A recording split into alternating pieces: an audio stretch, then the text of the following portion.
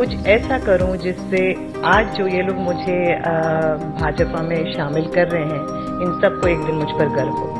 Show Anupama ने रूपाली गांगुली को industry की टॉप अभिनेत्री बना दिया है। इस सीरियल में रूपाली गांगुली अनुपमा का रोल निभा रही है, जो अपनी दमदार एक्टिंग से घर घर में छाई हुई है। 2020 में महामारी के बीच ये शो शुरू हुआ था। अब तक का ये सबसे चाहता शो बन गया है। इस शो की वजह से रूपाली गांगुली हमेशा चर्चे में बनी रहती है। हालांकि इस वक्त उनके चर्चे में आने की वजह उनकी राजनीति में आना है। जी हाँ, बिल्कुल सही सुना आपने। रूपाली गांगुली ने बीजेपी ज्वाइन कर लिया है। रूपाली ने बुधवार को भारतीय राजनीति में प्रवेश की घोषणा की। विनोद तावड़े और अनिल बलूनी की मौजूदगी में भारतीय जनता पार्टी में शामिल हो गए हैं। रूपाली ने इस मौके पर कहा, काम भाजपा कर रही है, उसे देखकर कई बार ऐसा लगता था कि एक नागरिक के नाते ही सही, लेकिन हम सबको इसमें सहभागी होना चाहिए। विनोद तावड़े जी का मार्गदर्शन मिला, अमित बलूनी जी का आशीर्वाद मिला, संजय मयूख जी की गाइडेंस मिली,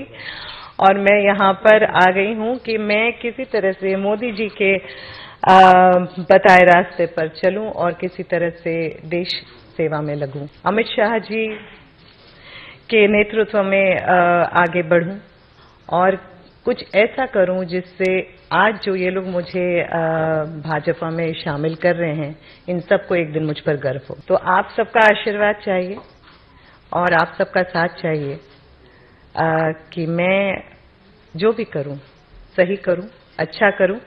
गलत करूं तो आप लोग मुझे बताइएगा। आप सब तो हैं ही।